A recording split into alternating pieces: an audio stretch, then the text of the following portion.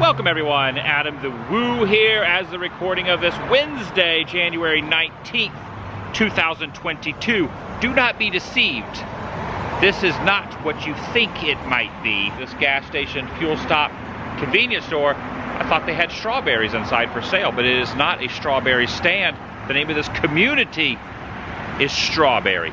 And if, just in case you're curious down in there, there's the coffee. I'm inviting you, I'm in South Carolina, to join me.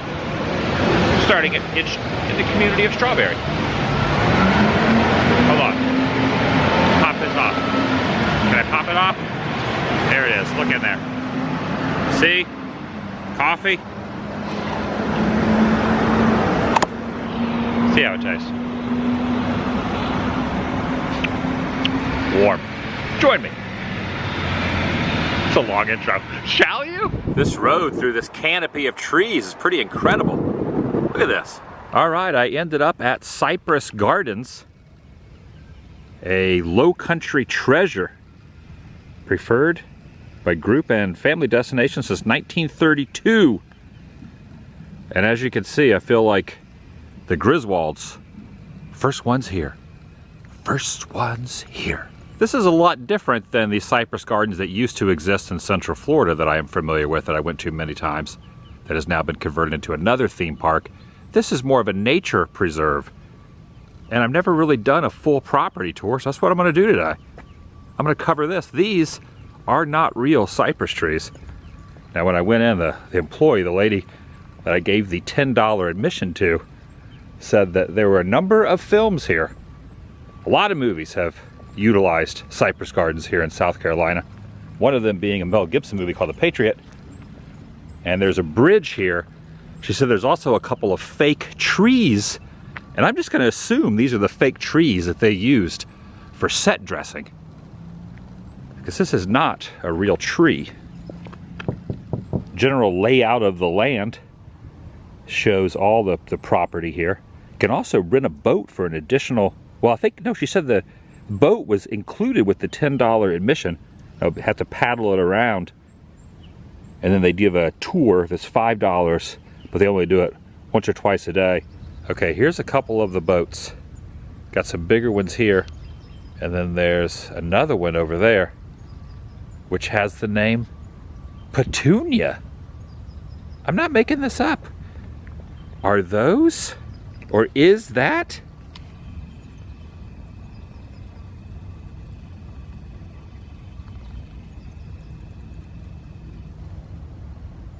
petunias? It's spelled a little differently. Now I have been here before, but it has been a decade. So maybe this will be a once every 10-year tradition to show up at Cypress Gardens in South Carolina. Not a theme park. There are no attractions. Well, there's attractions. There's a butterfly garden. And the bridge here that was put in, little Hollywood movie magic for that Mel Gibson movie, which I get Braveheart vibes from it. See The Patriot once or twice. Seen Braveheart probably 50 times, 100 times. It's kind of very similar in style. Obviously a different time frame, different area, but it kind of, you know, you can definitely tell it's the same type of movie as far as the, you know, the way it's filmed, because it's Mel Gibson. But this was put in by Hollywood. This bridge used in the movie. Now, this will not be a filming location video.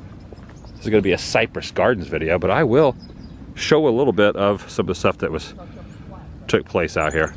The backstory on this place was the home of Dean Hall, all this property. And then later, Benjamin Rufus Kettridge took over the place, started planting trees, created a gardens in a lake of cypress trees, which had been a reservoir to the flowing rice fields. In 1963, the gardens were donated to the city. And now, Cypress Gardens. And I'm going to go inside the butterfly house. I have about an hour before noon, which is when the tour will begin. And because the weather is kind of cool and crisp and it's the slow season, I might have a boat to myself. Just me and the vibe, me and the guide.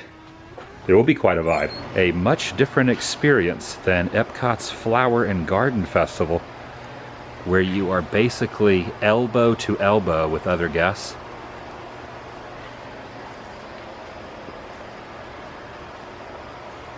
It's just me and the worker, the employee in here.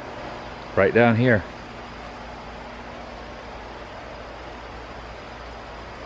Oh, that is so cool. Hello there, hello there, on the flower, a butterfly.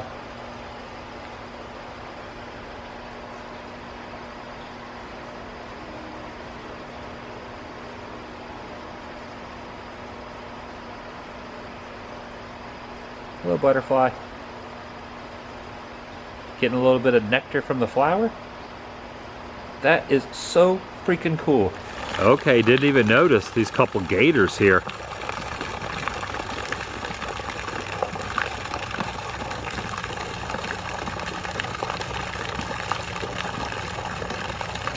One there. And one over there rested. Big gators. They do have the crushed pennies in here too, the souvenir pennies.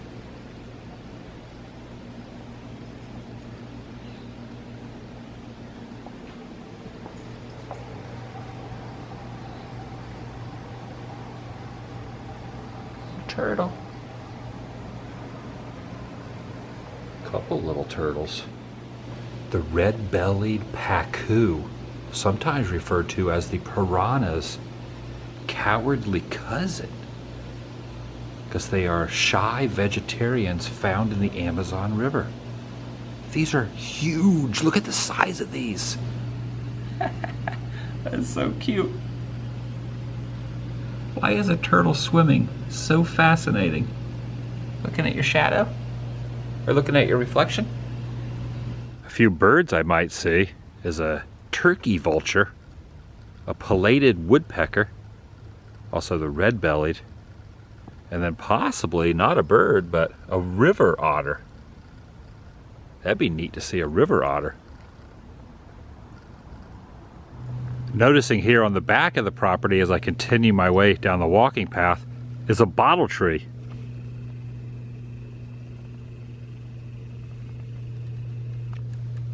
Right over there in the clearing. You got the blue bottles going up the side of that very tall bottle tree. The thing about an alligator or a crocodile is they disguise themselves in the water, so see the murky greenness there. A gator could just be right there, like a quarter of an inch below the surface, and you would not even notice. I'm now returning up for my time slot for the boat tour. Looks like there's a couple other people who've arrived. Now pictured here, just got a few more minutes before I get on the boat, but this is the item that was destroyed in the hurricane, and here's a list of things that were filmed here. So they do mention it right there. I like that.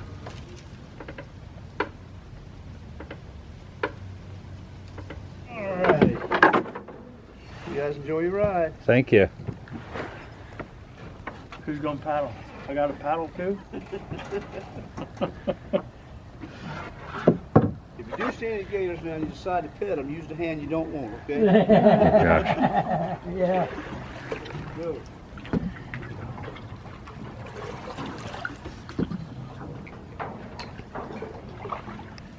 I'll say good afternoon. It's almost afternoon. These are part of the extended root system for the bald cypress tree. The bald cypress tree is what grows out here in the swamp, and it needs a very extensive root system to help hold it upright in the soft swamp soil. So the root will go down in the ground very far. It'll reach out about as far as the tree is tall, and then some of the roots will return to the surface, grow up.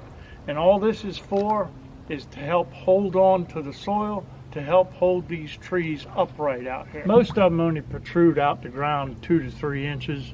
Some of them grow a little taller than that. Yeah, I always thought that they were their own separate thing, but they're attached to the roots of the tree. They're actually part of the root, yes. Part of the root system. Yeah, they don't grow into little saplings or trees or nothing. Then in the tree, you'll see a slot. Above that slot, there is a hole about 3 feet up. You see all them bees flying around up there? That is a natural honeybee nest. We did not put that there. They just moved in themselves about 1.5 years ago. We do not collect the honey from them or anything like that. But They started in the hole. I think the honey's all the way down into the slot now. There's a lot of them up there, isn't Oh there? yeah. Because of the appearance of the water. The water is not actually black. I'm going to tell you about that. Being how this is fresh water, any kind of fish life out here that you would find in a freshwater river.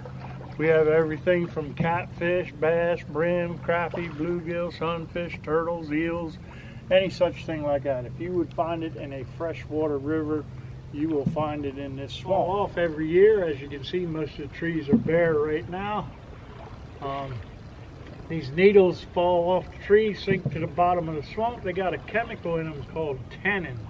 Tannin is an oil base. Because they do have an oil base to them, they take a very long time to deteriorate, laying on the bottom of the swamp. You're actually seeing a reflection off the bottom as well as a reflection off the top. Now if y'all look to your right here, I can show you with my paddle, the water is actually a very light tan color. There you can see in the paddle there. Yep. So you're actually seeing a reflection. And the swamp itself is 2 to 6 feet deep throughout the whole swamp. Right here we're in probably 5 foot of water. Now the Tupelo cypress tree has 2 main differences. One is it has leaves, not needles. The other is it has a smoother base to it. You see the bald cypress tree sort of has the knees grown into the base of the tree, how it's all kneed up around the edges. Yeah. The Tupelo cypress is smoother. How long you been out working out here? This is my 4th year as an employee. Before that, I was out here for about 6 years before I retired as a volunteer. So I got about 10 years in out here, but I've only been an employee for about 4 years. Okay. I used to work iron in downtown Charleston. I'm an iron worker. Okay. Did all kinds of steel work, stairs, handrails, crawl under the buildings and replace beams and stuff. So, Do you talk about any of the movie history out here? yes. Excellent. Now, if we do bump into a tree, do not worry about it. We'll be just fine. It looks like the wind got hold of me there a little bit. I ask that you do keep your hands in the boat. Do not push us off any trees. Don't reach out and touch the trees. And I got 2 pretty good reasons why I asked you this. Spiders and snakes.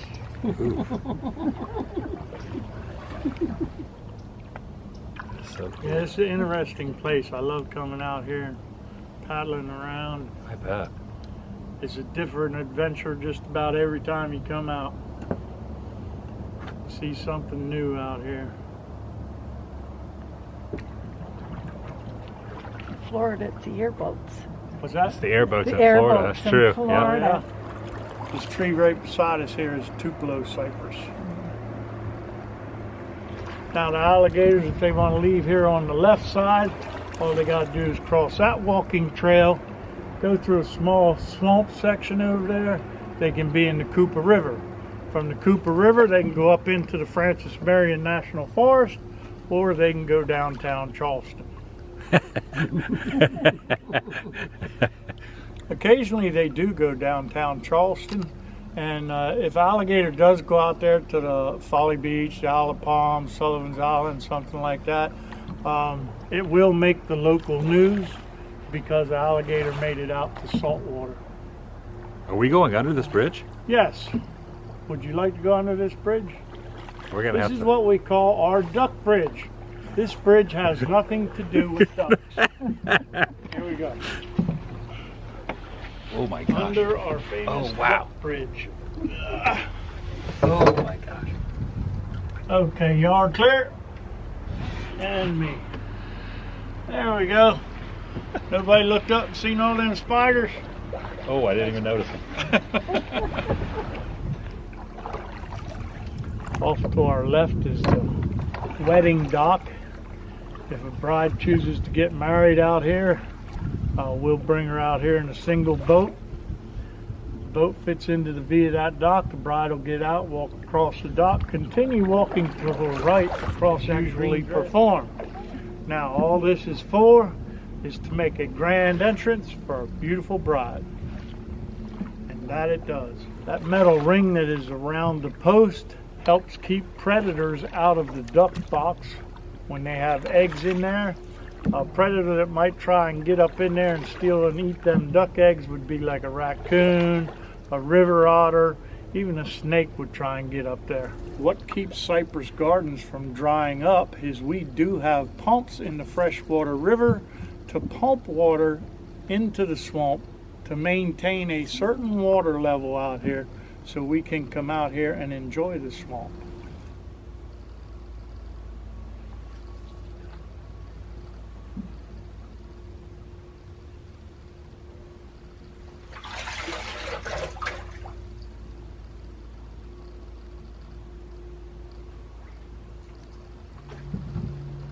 So you're just pushing that right off the ground? Yes. The ground is just only a few feet down? Yep. It's probably easier than paddling, isn't it? Sometimes, yes it is. Yep, just touch the bottom. Ooh. Yeah, there's quite a few woodpeckers out here. Yeah. These docks that you'll see down through here, they're just for us, mainly for Halloween. We do Halloween in the swamp and we'll set up different Oh, nice. props up on them.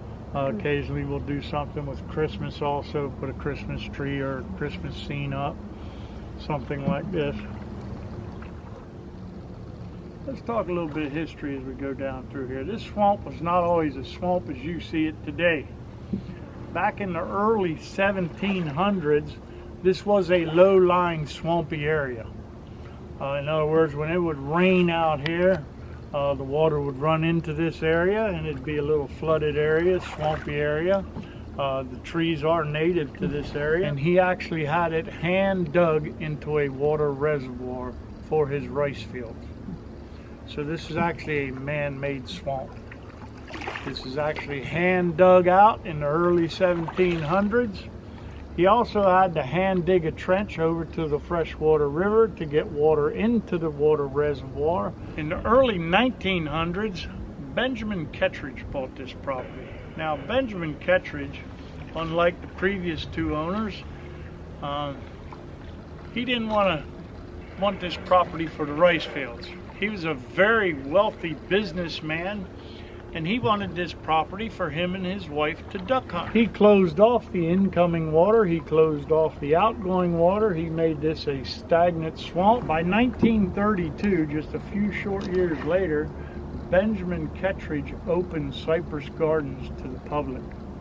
So Cypress Gardens has been open since 1932, standing that it does stay open to the public according to his father's wishes. The city of Charleston took over this property and they ran it for quite a few years. Now this property is not in Charleston City, it's not in Charleston County, it's actually located in Berkeley County. It was hard to get to at the time in the early 1900s. We didn't have the highway system and bridges and so forth that we have today. They weren't making a very good profit off of it. In 1996, they got together with Berkeley County, because this property is in Berkeley County, and they said, do you want to buy this property? And of course Berkeley County said yes. So Berkeley County bought the property in 1996. Piece of bladder work to show y'all. This is the viney looking plant I was telling you about that floats out here. It's got little sacs on it, all them little sacs. That's why it gets its name bladder work, because them little bladders, and them little bladders lay flat in the water. And when an insect lands on it, they will wrap itself around it and consume it. So it's called bladder work.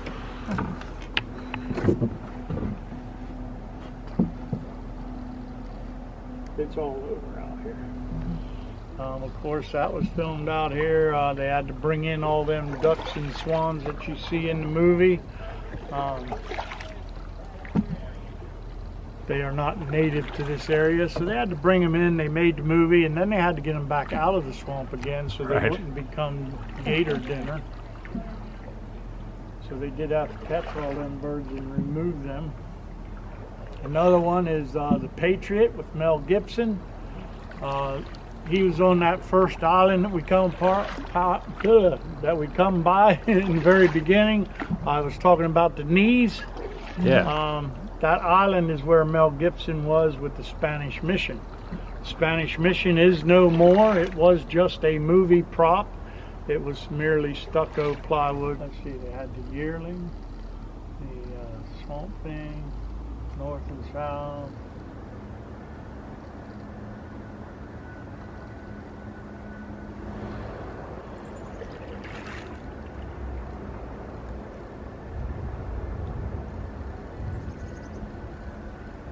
Beautiful. They walk along the edge like that, looking for food, frogs, fish, anything like that. And a nest can go up to 100 alligators. Now, not all of them survive, but I think we're gonna have a good crop this year out here. Springtime's when they start moving around. That's when they get out of hibernation. They're hungry. They're also looking for a mate, a partner. Over there you can see the bridge. That's from the Patriot. That's where Mel Gibson stopped, who was it, General Cornwallis's wagon, confiscated the dogs and the furniture. If you've seen that movie. Now I told you this swamp is 2 to 6 feet deep, and it is. But in the movie, The Patriot, they were actually walking across the swamp. Yeah. And riding their horses across the swamp. Here's some movie magic for you.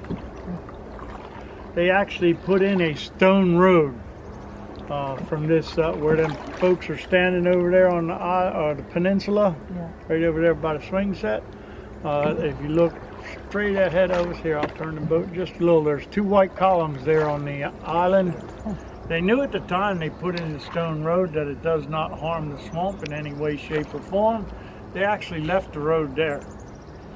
We can control the water level in here somewhat, and we can let a little bit of water out and walk across there again today. Right now, the water level that we have, it's probably about a foot deep across there. If you can actually look over the boat once we get down there, if you look over the edge of the boat and try to look through the blackness, you'll be able to see the stones on the bottom. Ooh. Right here.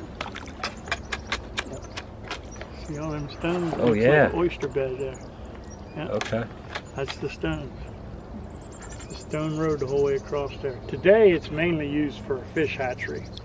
And the ospreys know it. They'll come up here and sit in one of these 3 trees and they'll watch that stone road. When a fish goes across it, they dive out that tree, catch them a fish, and fly off.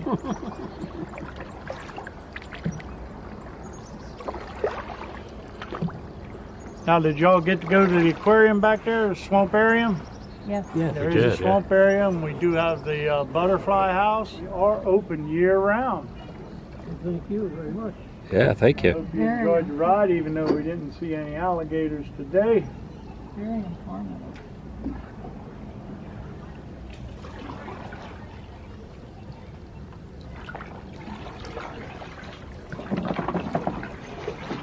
Another person who was instrumental in preserving the unique and natural beauty of the gardens was C. Norwood Hasty Jr., 63 to 83, only 20 years old. Mr. Hasty was considered a leading horticulturist in the Lowcountry. He was also saying you could rent out the facilities, like these gazebos here. They provide tables and chairs. You just have to get a hold of Cypress Gardens themselves and inquire if you want to have an event of any sort.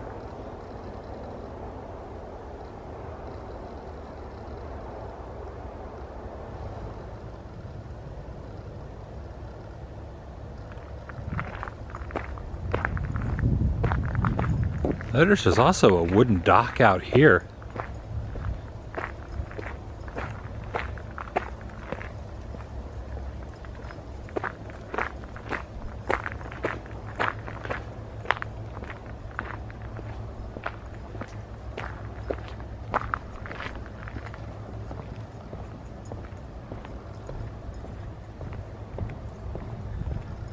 Wow, no railings.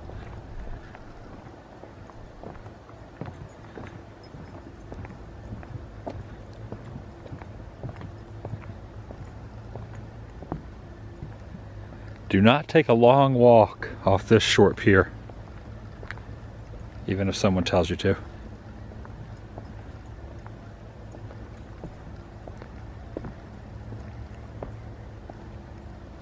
A tribute to the admiration the Kittredge family had for the rich and bountiful Lowcountry landscape.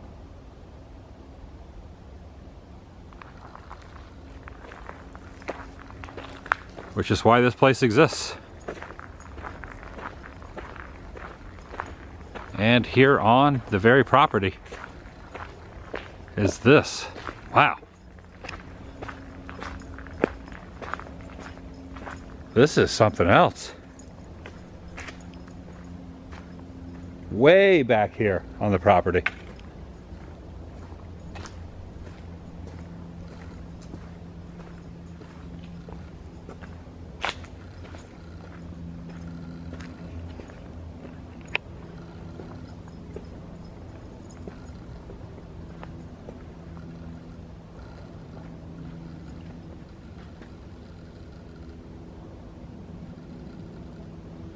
The ground was consecrated May 16th of 1935.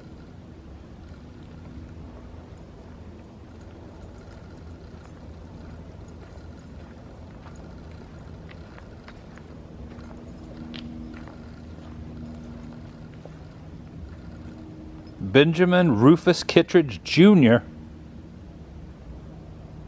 1900 to 1981, and his wife, Carola.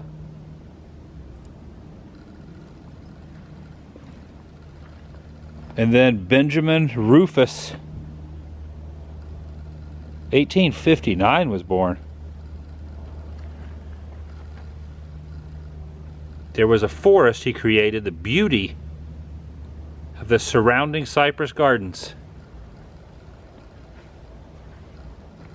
The wife of Benjamin Rufus, Elizabeth Maynard Marshall, and I learned from the boat guide that Happy was the name of the family dog.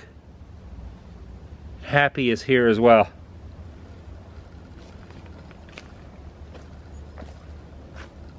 This is a little bit of walk from the front, but worth checking out for sure.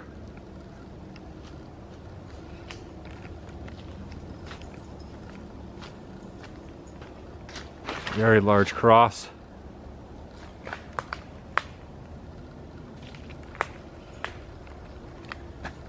May good fortune and every blessing attend all those in the future. Take reverent care of this consecrated ground. Benjamin's quote there. This 1 acre of ground in the property of Strawberry Chapel. See, strawberry.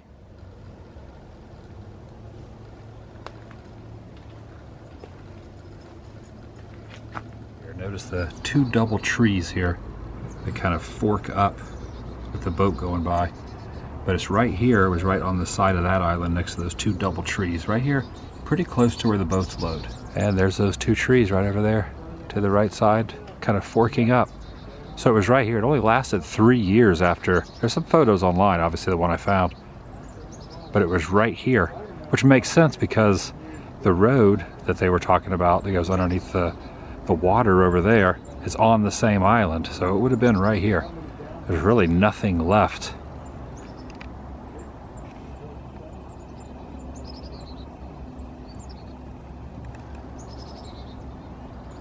Yep, completely gone. All right, I'm gonna start wrapping it up, but first gonna head into the gift shop. I'm not gonna exit through the gift shop, but I'm gonna go in the gift shop because you can't exit without going in the gift shop. But I'm gonna go in there, get a souvenir. Got myself a magnet. Also, there is no affiliation with the former Cypress Gardens in Florida. That became a theme park and then now changed it to another establishment. There is no affiliation. I was talking to the employee in the gift shop. Also, I believe the birds are out now. I can hear them over there. It's warmed up a little bit, so I think they got the birds out. So I'll end with the birds. Hello. Hello there. Gonna say hi? Hello. Up. Hello. Hello.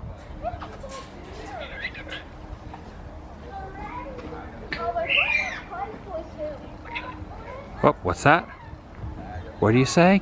You saying, I'll see you in the next video? That's going to do it for today. The vlog is...